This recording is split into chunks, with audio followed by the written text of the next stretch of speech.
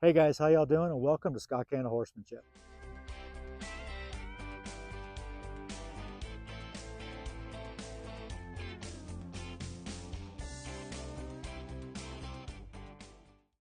Okay, so today we are here with Katie and Biscuit.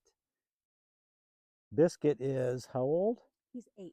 Biscuit's an 8-year-old quarter horse, we're guessing, Yes. probably.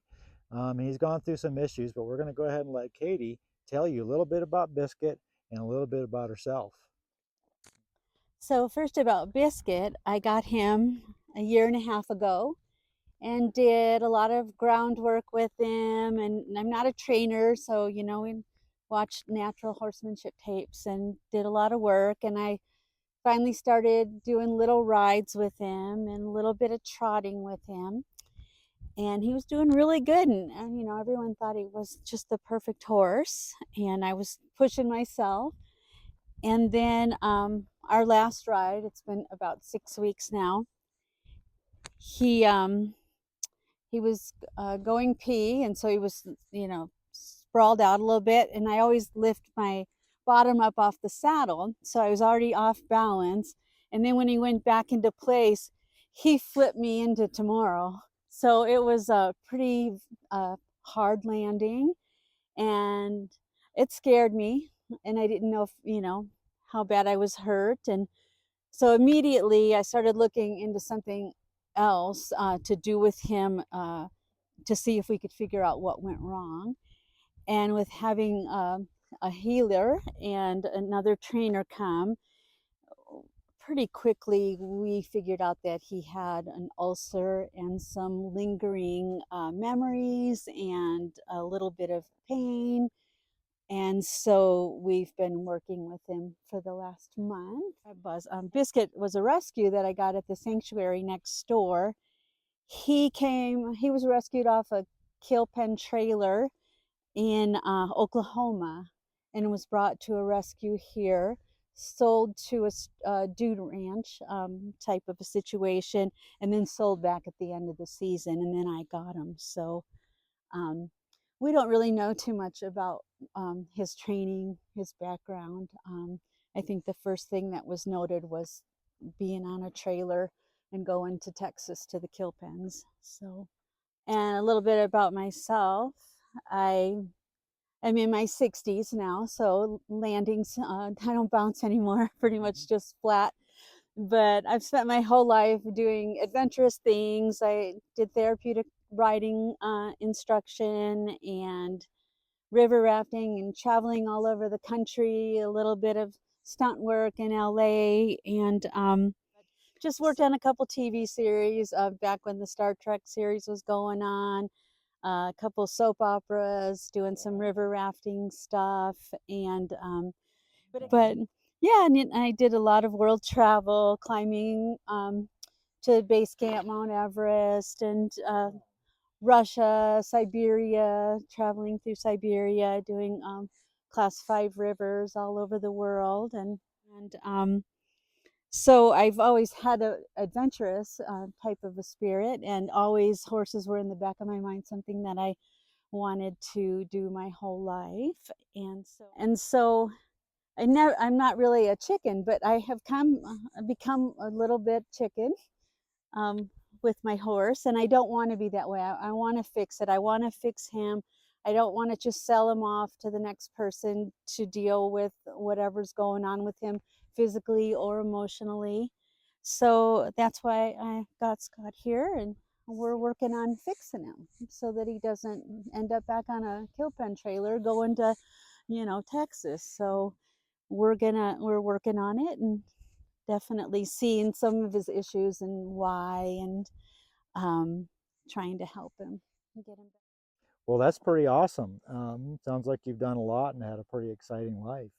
So the reason I wanted to bring that up is so many times I've done this, so much in the past 30 years is helping folks who have lost their confidence, whether they've come off a horse or they've seen somebody come off a horse, whatever it is, whatever reason that they've lost their confidence, we try to help them to get back on, but also to work with the horse too, just like um, just like Katie was saying, that we want to keep him here and have him to be a nice, safe horse for Katie, because that's really the whole idea. Have him to be a happy horse so he doesn't get passed on again, and have him be comfortable, and just have him be really safe and good to be around. And um, so a lot of these things happen in the way that they were either trained in the past, how they were maybe started, and we don't know really much about that. What we do know is that he did have an ulcer. He does have an ulcer, and we're working on getting that taken care of. I really suspect that that was the issue that he had when he threw you off. So we're getting that rectified with medication and other things. But we have to look, but go back and look. It's like, well, what started that ulcer? How did that ulcer start happening? And some of that stuff usually points to a lot of anxiety and maybe some trauma in the horse that's happened in the past that the horse is holding on to. And just like people, they kind of hold tight, and they produce acid, and that eats away at the stomach lining. So they wind up getting an ulcer. So the first time I saw him, and this is about the third or fourth time we've worked, I think. The fourth time. He was pretty shut down. Didn't just kind of stood there, kind of like this, but pretty shut down. So we weren't sure what was really going on the inside with him in his mind. And we worked with him a few times, and he's starting to come out of his shell, starting to be more engaging. But at the same time, I have to have that understand that he doesn't just take that as being, I can just do whatever I want and I can just act however I want. What I'm going to do is I'm going to go ahead and move him around again. I'll have you step out, and I'm going to go ahead and move him around again, and we'll see how he does. Um, when I ask him to walk off here, I want to get him to come back a little bit. Now, when I asked him a little bit earlier, I just kind of point and ask him to come around, and I don't even need to pick my what. That was much better. His ears are still kind of back just a touch, but he's walking. He kind of went into a trot and wanted to go into a canter when I first asked him. So he was kind of overdoing what it was I was asking him to do. And that could be a sign that that's how they made him go around before. Again, I'm not trying to pick on anybody in his past. I don't know what happened. He's just kind of telling me how he's reacting to things. So I'm just going to then now I'm going to see how he does when we change directions.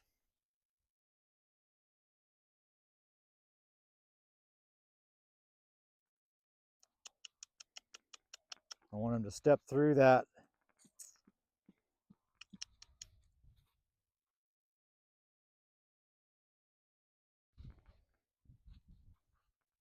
He actually handled that pretty well. I didn't get after him too much there for itching. He had an itch, but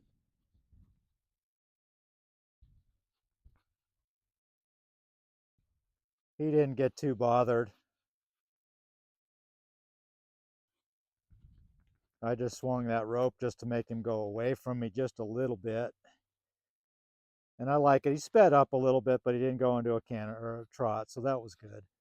And we'll change his directions again.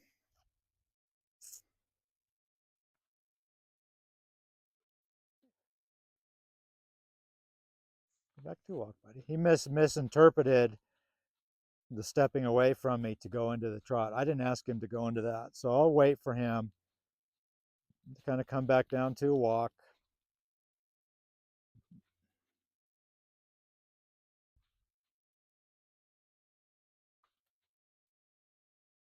That could step in front of him, and that could be how they trained him.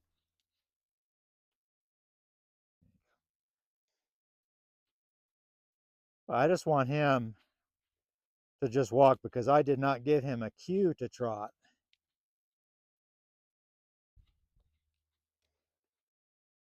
He's trotting nice and smooth. I like the jog. There we go. Once he comes in and starts walking, I'll back up and I'll let him know. That's all I wanted him to do. I don't want him to overreact on things when he maybe misinterprets a cue. Very nice. Good walk, buddy.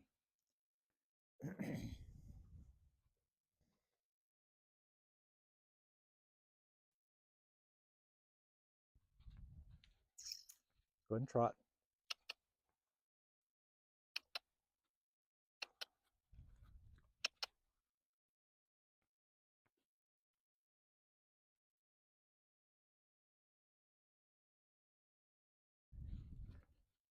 Good job, buddy. Back down to a walk. Now we'll see if he can come back down on his. I'm trying to really soften my body up and let him know you don't have to keep doing that. There you go, buddy. Good job.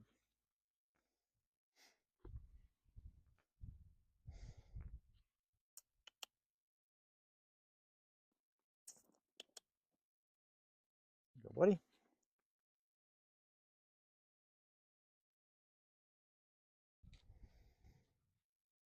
See, now we're kind of really getting into his thinking brain. He's starting to figure out with real little cues what he's supposed to do. Go ahead and trot, buddy.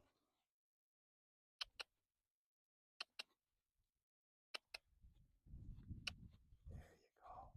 He puts his ears back a little bit, and that's just she's trying to tell me I don't want to do this. I don't like that pressure, and I want him to get rid of those thoughts in his head. He doesn't need to think that this is a bad deal. Go ahead and go back to a walk. Back to a walk. Back down to a walk. Keep walking. There you go, buddy. Good job. Just walk.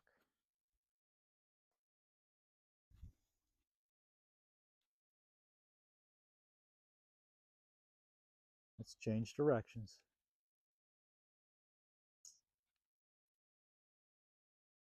There you go. Just walk. So I think when he puts his ears back and he gets kind of frustrated at that pressure, it's because he either doesn't understand or he just doesn't like the pressure very much. And it's because probably the way he had seen it, how he's perceiving it from his past. It's not that big a deal. I need him to just accept, to just go. It's not a big deal. He doesn't need to worry about it. Let's go ahead and trot, buddy. Trot. Yeah, boy. You can just trot.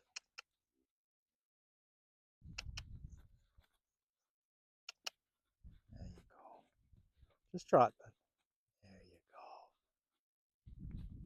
go. Good boy. Come back down to a walk. Back down to a walk. Back down to a walk.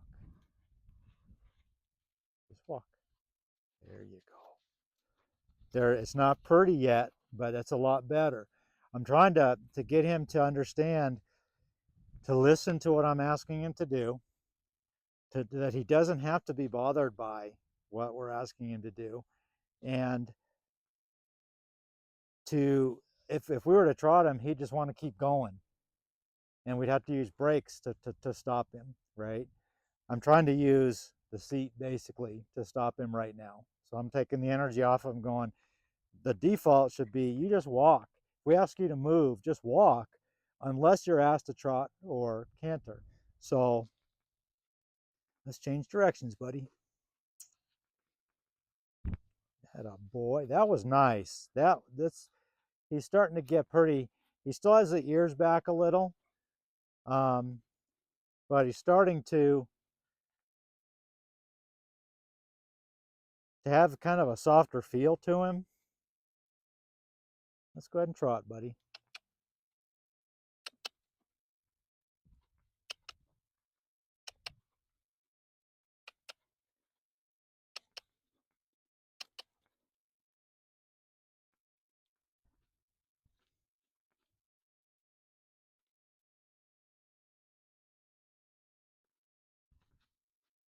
Go back down to a walk. Back down to a walk. Back down to a walk.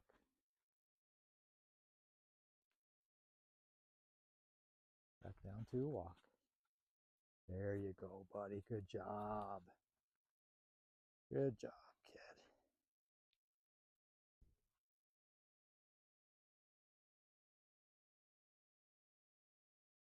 Good job. Let's change directions here real quick. Okay, you're okay. And we're doing more than just showing him how to do this. We're letting him know that I'm gonna help him through this stuff. Go ahead and trot. And that's why I think the ears are going back, because I think he's go ahead and trot. There you go. Just trot, kid. You're okay. There you go. There you go, buddy. Very nice. Let's go back down to a walk. Just keep walking. Good boy.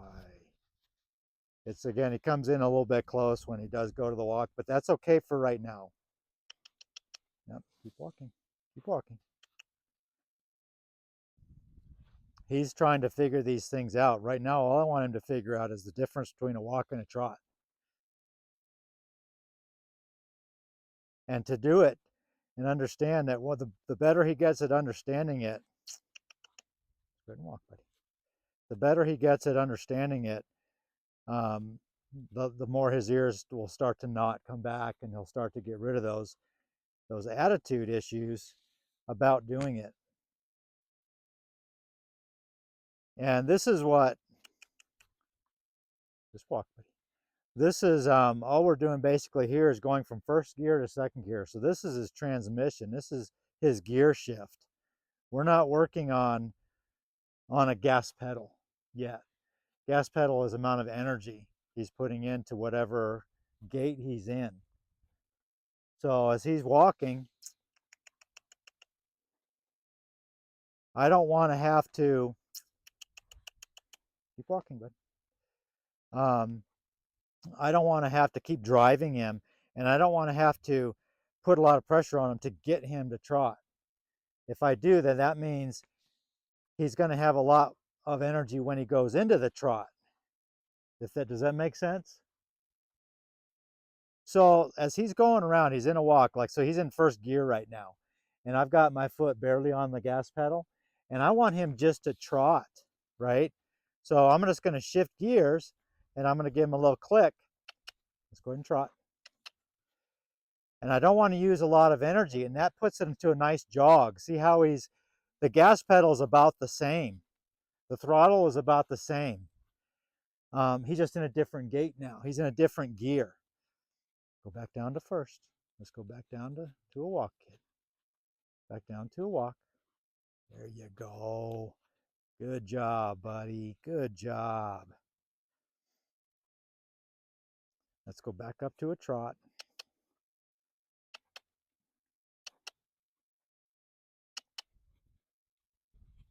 If I have to put a lot of energy on him, there you go, buddy. Good job.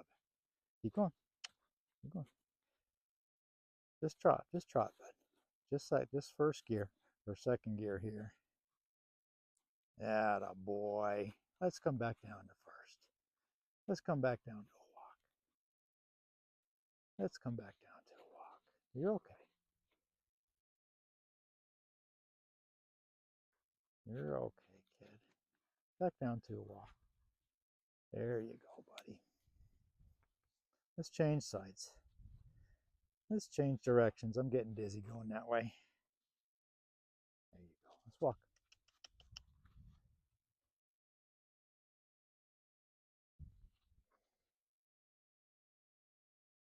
Let's go ahead and trot.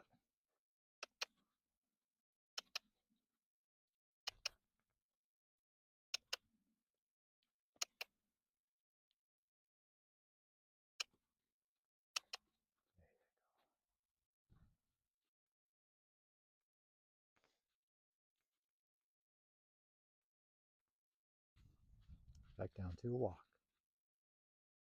Back down to a walk.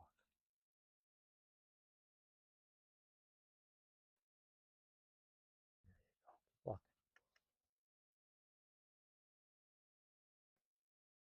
Good job, bud.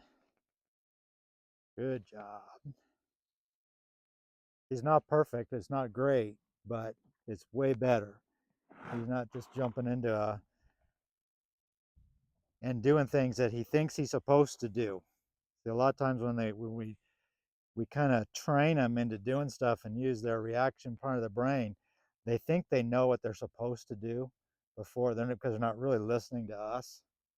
And so they just kind of try to take over. Basically, they're taking over. And if you're out riding, they're just going to take over and go, this is what I do. They don't care about you up on their back. So I don't know if they really trained him to listen too much to the rider.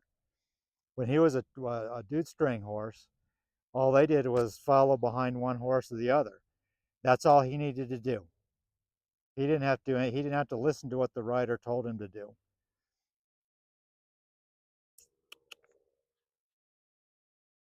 There you go.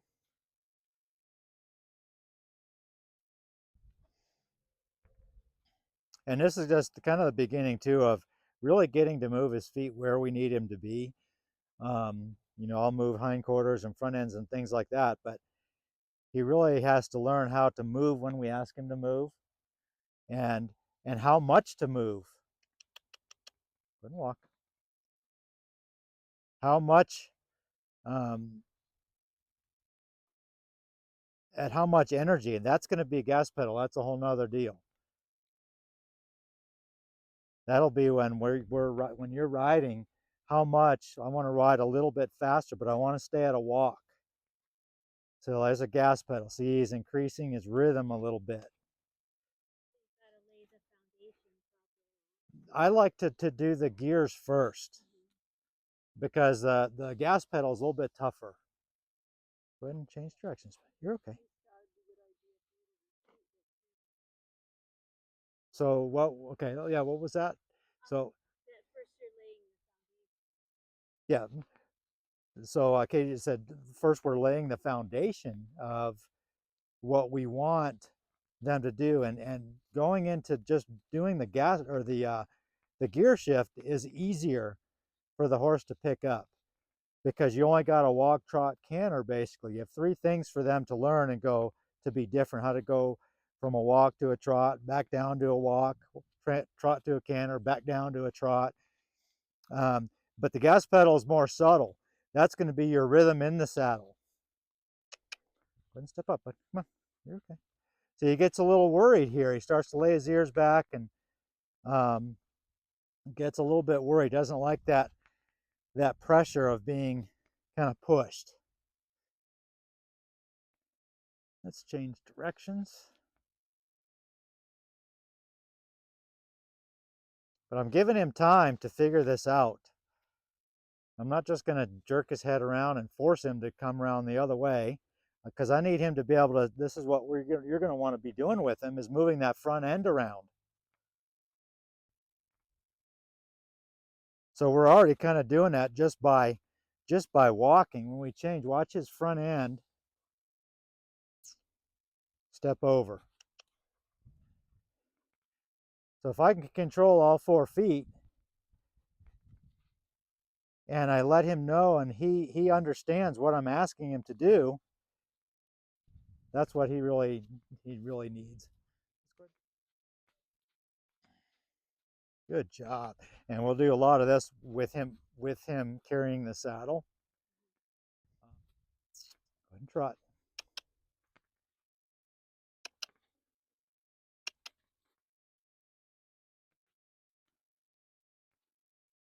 And I'm going to be a little bit more dramatic.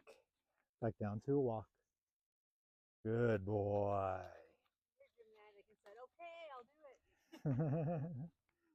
That was really good. Let's back up. You're a little close to me. Atta boy. Nice. That's pretty good. That's pretty nice. Um, I think this is where maybe where he hasn't had much. They've just done things with it. I've ridden a lot of dude string horses, and some of those it takes a long time to get the old ways out of their head. They don't do so well when you just jump on them and go somewhere, on their own, unless they're used to that. They've done that as well. Good job, buddy. Let's just go ahead and walk. There you go. Let's stop there.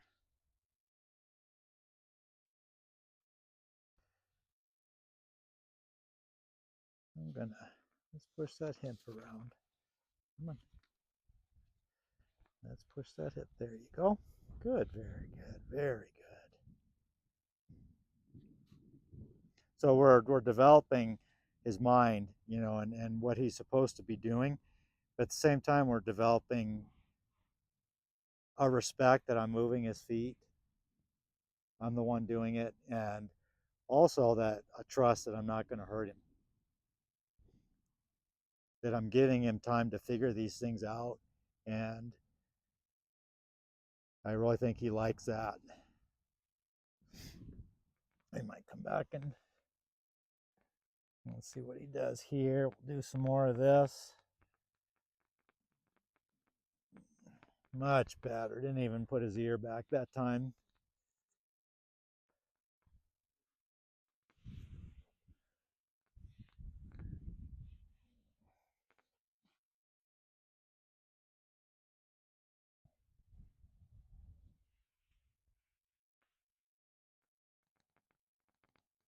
Good job, buddy. Let's see what he does here if we just walk off. So that's actually a pretty nice little day with him, especially from how he was acting up a little bit this morning. But you see, we're going to start doing everything under saddle too once we know for sure that cinch isn't causing him any issues with the ulcer, and we'll start to move him around, move more of his, and then you're going to be doing a lot of this because we really need you to develop that leadership over him. Again, it really is something I really believe is previous training. I'm not knocking anybody. I have no idea what they did with him. So I'm not knocking anybody's training method or anything like that. Everybody has their own, and everybody does different things, and they start at different places, and so I don't know what's going on. But what I do know is what he's telling me and how he can handle and do different things, and how he handles certain pressures when we ask him to do something. So that's really what we have to address. We can only kind of guess as to why some of those things, what's going on in his mind and why he acts that way. I think it'll get a lot better where he won't have that attitude of having to feel that anger because he's being moved. He won't have to have that. So that'll be very nice, and he'll be a lot more willing to do things. And we could just go right at him and really kind of get after him and kind of demand that he does these things, and go back to more of a firmer way of how I used to do it with horses. But the problem with that is then he just goes internal anyway, which we're going right back to the same situation of getting that ulcer started and that anxiety started. So anyway, I hope you guys enjoyed the video. We look forward to seeing you next time. If you'd like to, please like, subscribe, share, all that kind of YouTube stuff. I really appreciate it. It helps out the channel, and appreciate you out there, and I look forward to seeing you next time.